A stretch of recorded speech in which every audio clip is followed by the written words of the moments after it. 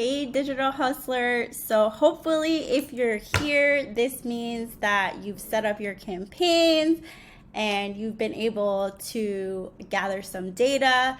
And so today I'm going to show you how to read your analytics using some of my data as an example.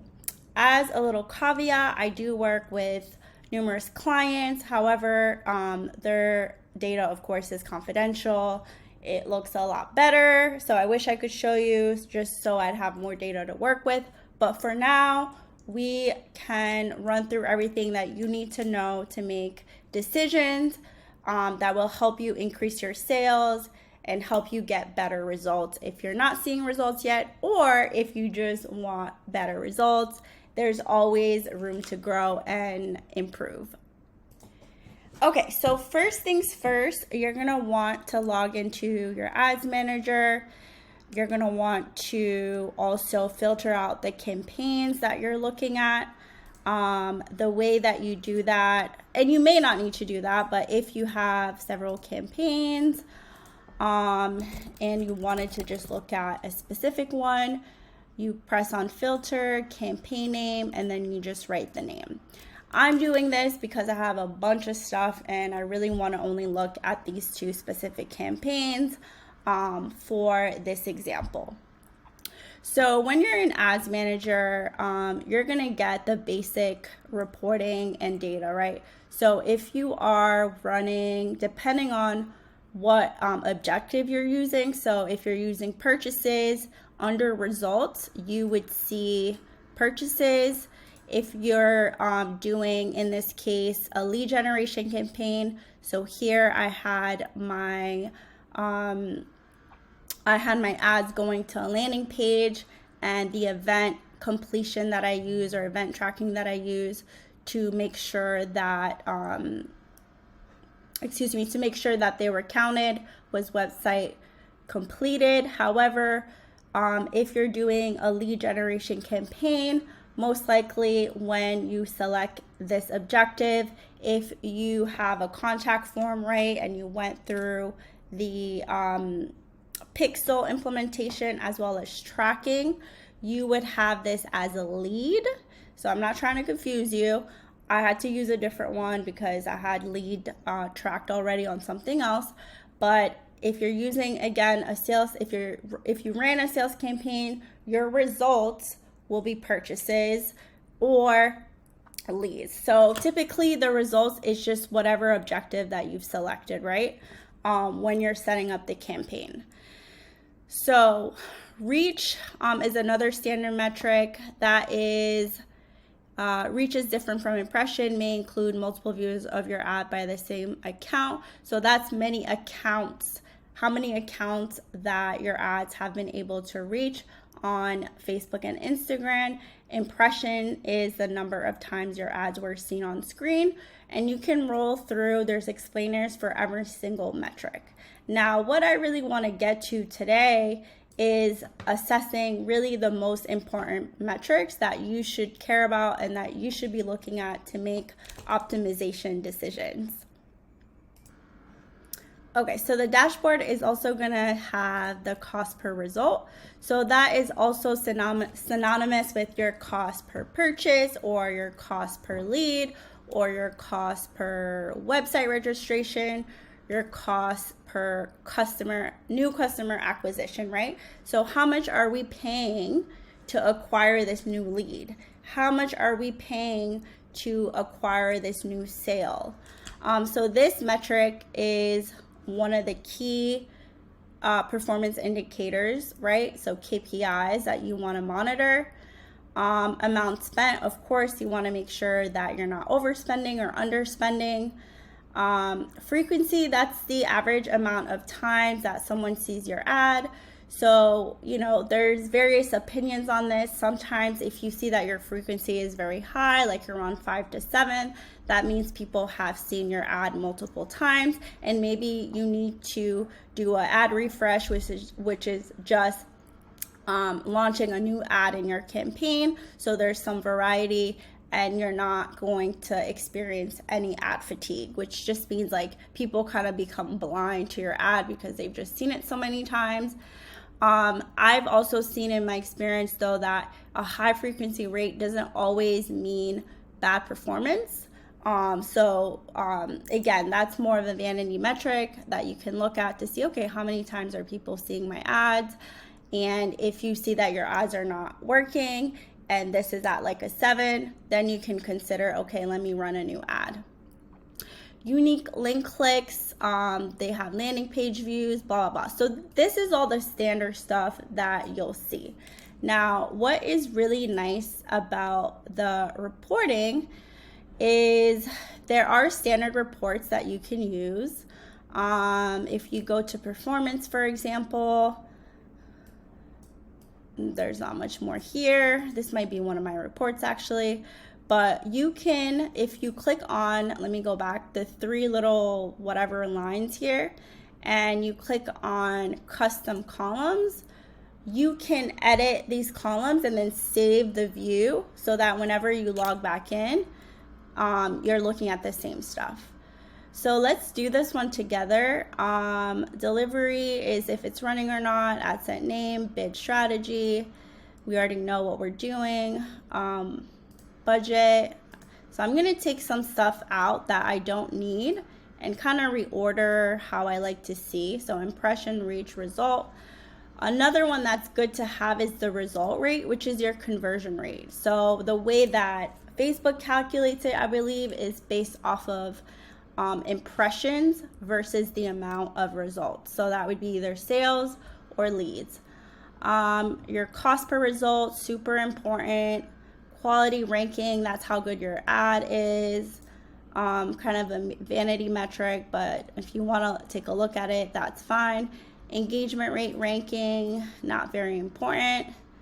Schedule, okay.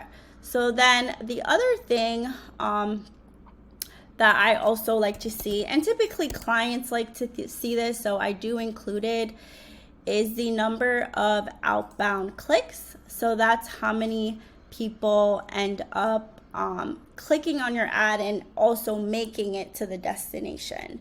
And then we can do an outbound click-through rate.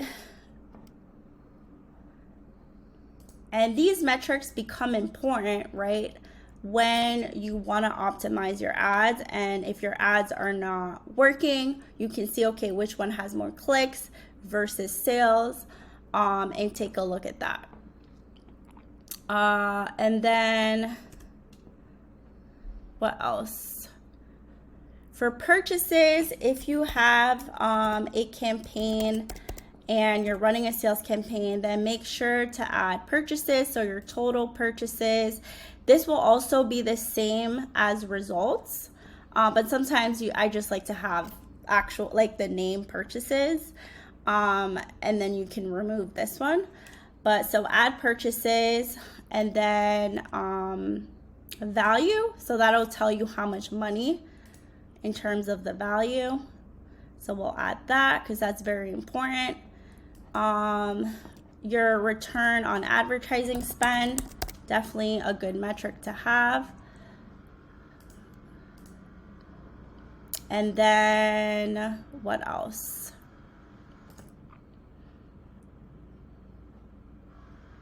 I think that's good for now. So let's press apply. Now you can see it's pulling in a bunch of stuff. Mine are zeroing out because this was not a purchase campaign.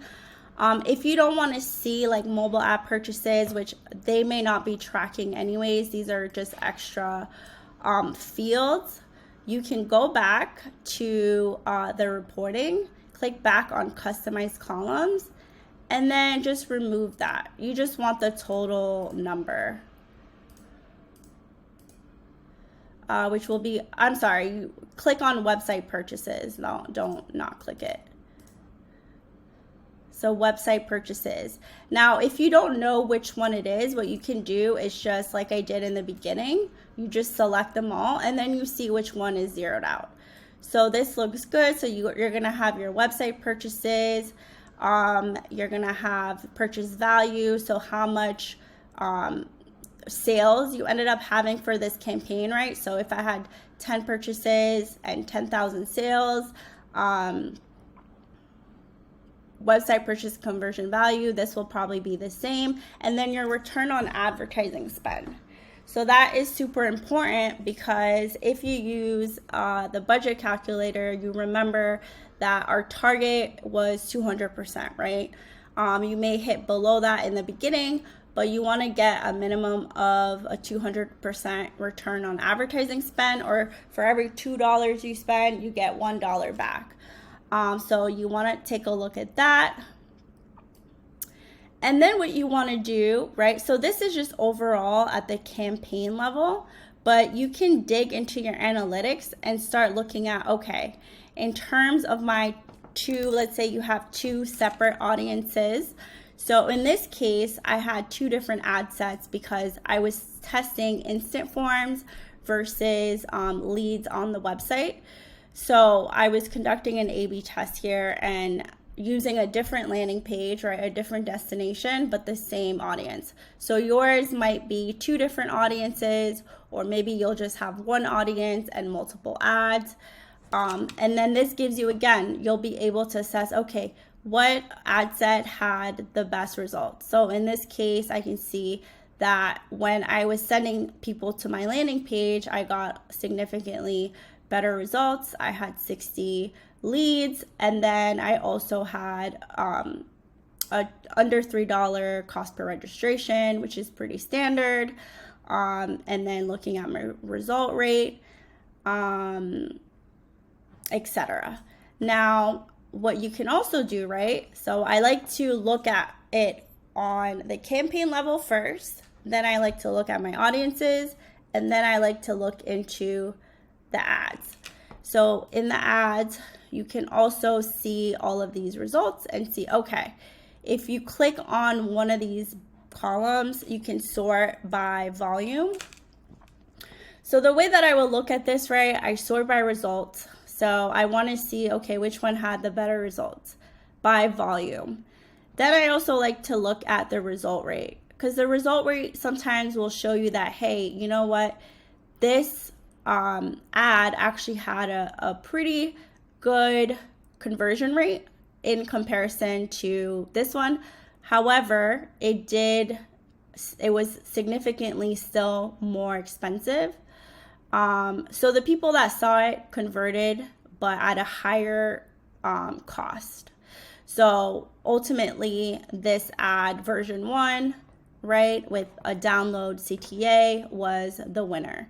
It had the most leads and also the lowest cost per result, and I also spent the most there.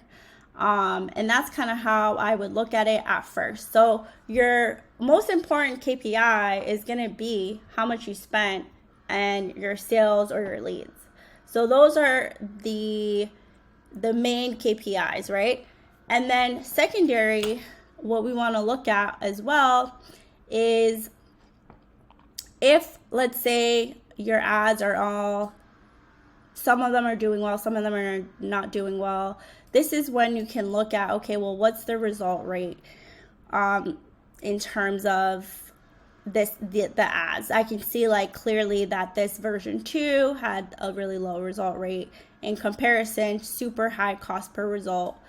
And I'm sorry, I didn't mention that, but your key performance indicators, right? You're going to want to know the volume of purchases or leads. So how many leads or sales did you get? You're going to want to know how much you're paying for each sale or lead. So the cost per result, cost per purchase, cost per lead, cost per acquisition. You're going to want to know how much you spent. And you're also going to want to know your return on advertising spend if you are doing a sales campaign. I feel like I'm forgetting one, but no, I think I got them all. Okay. So the other thing that you can look at is outbound clicks. Of course, this is related to your click-through rate. So the higher the click-through rate, that means that is an indicator that your said audience is resonating well with that particular ad. So it could be a combination of they like the graphic, they like the ad copy. All of that is resonating really well. You have a good headline, all of that stuff. Now, let's say that this ad had a lower click-through rate. Let's say that the click-through rate was like, 0.80%, but the volume was higher. Then I could, how I would make a decision on that is I could say, you know what, there's room for improvement with this ad, even though it's garnering a better click-through rate, or even though it's garnering more results, there's room for improvement. So then I would go and test a different ad. So this is how you would read this data. Of course, whatever has the highest return on advertising spend, right? And the highest purchase conversion value, aka like your sales revenue number, is where you want to spend the most amount. So once you let your ads run for a week, right, you'll have enough data to assess, okay, like, should I leave this ad on? No, I should probably at this point turn it off because it has a low result rate, conversion rate, high cost per result. It has a low click-through rate, low clicks, so there's really no need to keep it on at this point. This one might still be a good one if I want to have a balance, although again, it's a much higher, well, not much higher, but $2 cost per result higher. This one, again, a definite no. I would want to turn that off. Too high of a cost per result.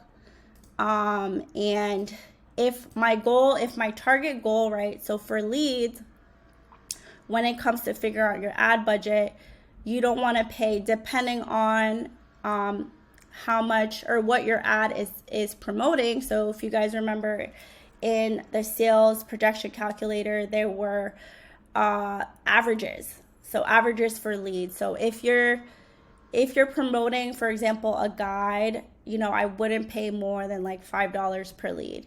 If you're directly promoting, booking a discovery call with you, then you can definitely expect it to be a lot higher, maybe $20, $30 per lead.